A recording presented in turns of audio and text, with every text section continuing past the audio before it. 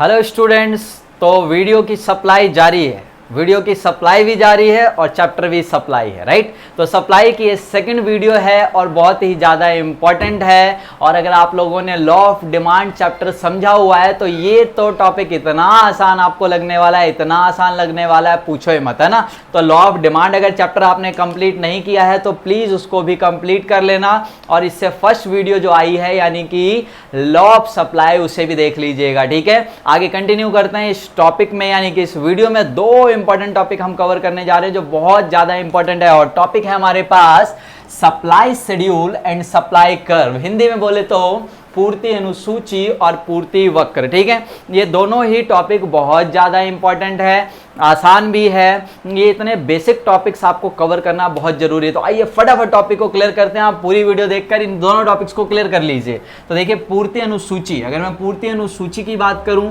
और पूर्ति वक्र की बात करूं तो दोनों एक दूसरे के साथ कोरिलेटेड हैं। अगर आप सप्लाई शेड्यूल समझ जाते हैं तो सप्लाई कर्व आपको बनाना बहुत ही आसान हो जाएगा। देखिए, शेड्यूल की बात करूं तो फिर से मैं वही बात करूंगा जैसे आप मैथमेटिक्स में यानी कि मैथ्स में, गणित में एक्स वाई का शेड्यूल पढ़ते थे, यानी कि एक्स और वाई की वैल्यूज आपको गिवन होती थी, समझ आ गया। या एक्स और वाई की वैल्यूज आप निकालते थे, उसके बाद क्या करते थे सर, उसको आप कहते थे एक्स वाई शेड्यूल, है ना। तो देखिए जैसे 2, 3, 5, 2, है ना, इस तरीके से वैल्यूज होती थी इसमें। वो होता था आपका मैथ्स में यानी कि एक्स वाई शेड्यूल कहते थे। उससे क्या करते थे आप सर, ग्राफ बनाते थे। क्या बनाते थे आप, ग्राफ, है ना। तो जो ग्राफ होता था, हिंदी में भी ग्राफ ही कहते थे उसको, तो जो ग्राफ बनाते थे वो क्या होता है, यहाँ पर कर्व कहा गया।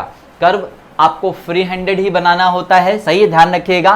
फ्री हैंडेड मतलब स्केल वगैरह का कोई यूटिलाइज करना बहुत ज़्यादा जरूरी नहीं है यहाँ पर, सही है, फ्री हैंडेड ही बन सकता है ये। तो देखिए, जो कर्व्स बनाने हैं हमें यहाँ पर, देखिए पूर्ति अनुसूची समझते हैं। सबसे पहले देखिए क्या होता है, सबसे पहले मैं पूर्ति अनुसूची बनाकर दिखाता हूँ। पूर्ति अनुसूची यानी कि सप्लाई शेड्यूल, और फिर आपके हम बात करेंगे डेफिनेशन की, बहुत ही आसान हो जाएगा। देखिए यहाँ प्राइस यानी कि कीमत, ठीक है, और दूसरा लेना है हमें मात्रा यानी कि क्वांटिटी, ठीक है। ये एक हिंदी में लिख दिया मैंने, एक इंग्लिश में, सभी बच्चों को यूजफुल लगे। प्राइस यानी कि कीमत, मात्रा और क्वांटिटी दे रखा हमने, मात्रा यानी कि क्वांटिटी। देखिए प्राइस मानकर चलिए, प्राइस है हमारे पास सबसे पहले 2 रुपये, और 2 रुपये के प्राइस पे जो सप्लाई हो रही थी, सप्लायर द्वारा जो सप्लाई हो रहा था, मान लीजिए 10 यूनिट का हो रहा था, ठीक है। प्राइस अगर आपका 3 रुपये हो गया, प्राइस बढ़ गया तो सप्लाई बढ़ जाएगी सर आपकी, प्राइस और बढ़ गया तो सप्लाई आपकी और बढ़ गई, समझ आ गया। ये सप्लाई शेड्यूल है आपका, राइट। सप्लाई शेड्यूल किसके ऊपर बेस है, कैसे बनाया गया सर, ये लॉ ऑफ सप्लाई को फॉलो करके, है ना। तो लॉ ऑफ सप्लाई मैंने कहा इंपॉर्टेंट है भाई, वो आपके डिस्क्रिप्शन में लिंक मिल जाएगा, उसको जरूर जाकर देख लेना, सप्लाई की फर्स्ट वीडियो। तो देखिए यहाँ पर जो प्राइस है बढ़ती है तो आपको पता है सप्लाई भी बढ़ जाता है, और प्राइस अगर घट जाएगी सर तो सप्लाई भी घट जाएगा। देखिए इसी शेड्यूल को आप अपोजिट यानी कि इस तरीके से भी बना सकते हैं, कोई बहुत बड़ा इशू नहीं है। ये प्राइस आ गया यानी कि कीमत, और ये क्वांटिटी किस चीज़ की, सप्लाई की क्वांटिटी है, राइट। तो देखिए यहाँ पर प्राइस है अगर 4 रुपये और सप्लाई था 20 यूनिट्स का, प्राइस डाउन हो गया, सप्लाई डाउन हो गया, प्राइस और डाउन, सप्लाई और डाउन, समझ आ गया। तो फॉलो जो करते हैं आप सप्लाई शेड्यूल बनाने के लिए, वो लॉ ऑफ सप्लाई को फॉलो करते हैं, ठीक है, ध्यान रखिएगा। अब देखिए जो इसकी डेफिनेशन है, बहुत ही आसान और शानदार डेफिनेशन, इसी के अकॉर्डिंग मैं लिखने जा रहा हूँ। पूर्ति अनुसूची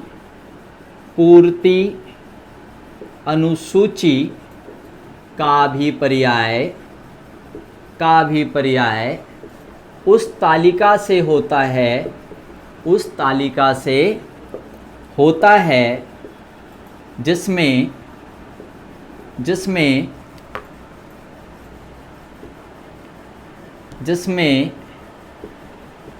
एक निश्चित समय में किसी वस्तु की विभिन्न कीमतों पर देखिए पूर्ति अनुसूची का अभिप्राय उस तालिका से होता है। देखिए आपके सामने तालिका बनी हुई है, अब इंग्लिश में भी डेफिनेशन दूंगा, निश्चिंत रहिए। पूर्ति अनुसूची का अभिप्राय उस तालिका से है जिसमें एक निश्चित समय में किसी वस्तु की विभिन्न कीमतों पर एक उत्पादक द्वारा किसी वस्तु की विभिन्न कीमतों पर, एक उत्पादक लिख लीजिए या विक्रेता लिख लीजिए, कोई भी प्रॉब्लम नहीं है, एक विक्रेता द्वारा उस वस्तु की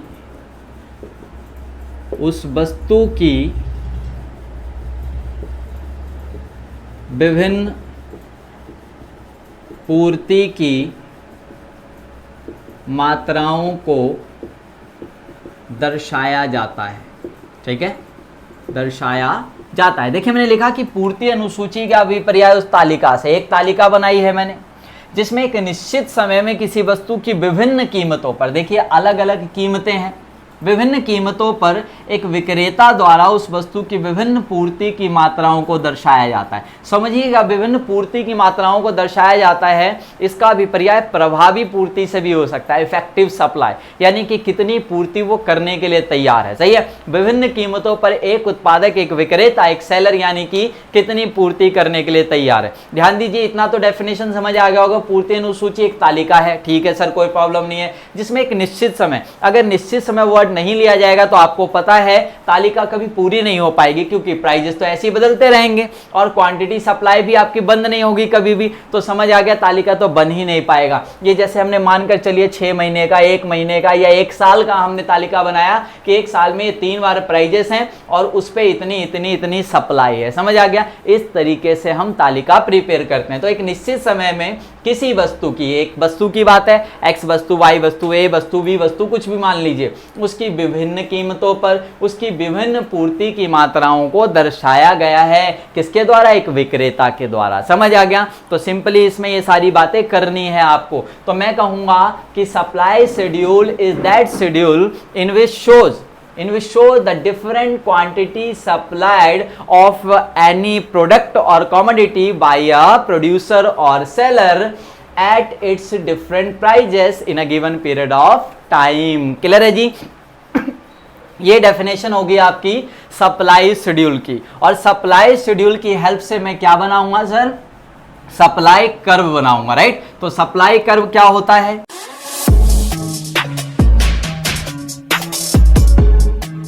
सप्लाई कर्व, तो सप्लाई कर्व एक आसान सा, देखिए क्या लिखा है मैंने, पूर्ति अनुसूची के रेखा चित्रीय प्रस्तुतिकरण को क्या कहा जाएगा जी? पूर्ति वक्र। यानी कि इसका उठाकर सप्लाई शेड्यूल को क्या बना दिया? उसका ग्राफ बना दिया। तो देखिए graphical representation of supply schedule is called supply curve. आसान है। चलिए आगे चलते हैं। देखिए जो बनाया मैंने, वाई एक्सिस और एक्स एक्सिस लिया, राइट? देखिए वाई एक्सिस पे मैंने क्या लिया है, यहाँ हमेशा प्राइस लेना है, ठीक है, कीमत, यानी कि आपको सेम डिमांड चैप्टर की तरह ही कंटिन्यू करना है इसको। तो देखिए, और जो एक्स एक्सिस है उस पर हमेशा क्या लेना है आपको?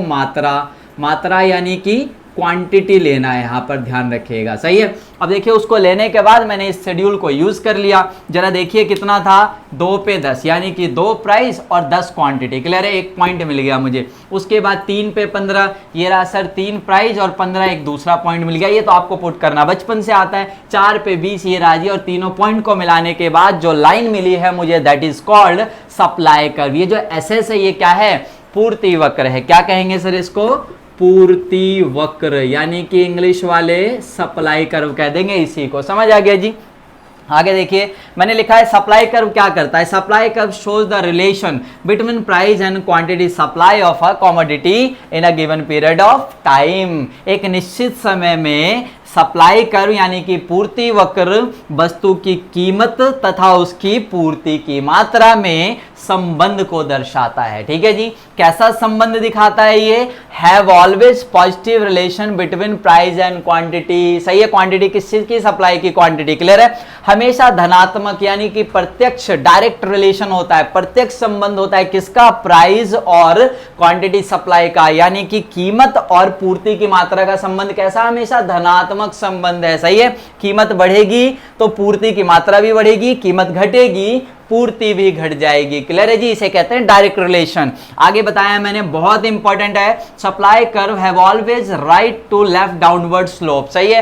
पूर्ति वक्र हमेशा दाएं से बाएं नीचे की ओर ढालू होता है। सही है जी? नीचे की ओर ढालू का मतलब समझ जाइए, आप ऐसा भी लिख सकते हैं कि जो पूर्ति वक्र है वो हमेशा बाएं से दाएं ऊपर की ओर होता है, सही है, यानी कि सप्लाई कर्व है always left to right upward slope भी कह सकते हैं, ऊपर की ओर चलता है। क्लियर है जी, ये हो गया आपका सप्लाई कर्व और सप्लाई शेड्यूल, है ना। अच्छी तरीके से पढ़ लीजिएगा, समझ आ गया होगा, कोई डाउट नहीं रह गया। अगले टॉपिक में और इंपॉर्टेंट टॉपिक लेकर आएंगे। Bye bye, tata, like share comment कर देना और भी वीडियोस देखा करो, जितनी वीडियोस आ रही हैं। Bye, take care.